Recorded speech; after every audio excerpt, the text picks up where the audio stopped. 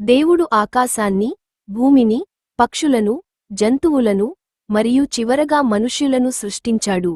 ఆయన ఆదామును తన స్వరూపంలో మట్టినుంచి సృష్టించి, జీవాన్ని ఊదాడు. తర్వాత ఈవను ఆదాముకు సహాయకురాలిగా రిబ్సు నుంచి సృష్టించాడు.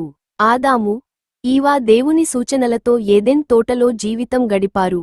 వారు ప్రతి వృక్షానికి ఫలాన్ని తింటూ ఆనందంగా ఉండేవారు.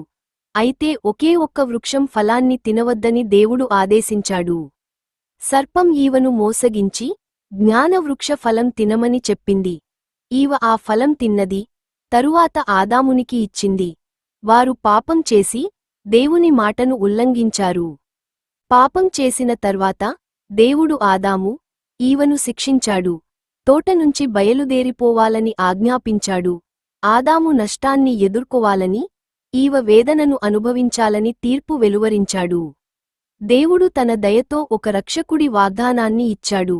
మానవాళి పాపం నుంచి విముక్తి పొందేందుకు భవిష్యత్తులో రక్షకుడు వచ్చుతాడని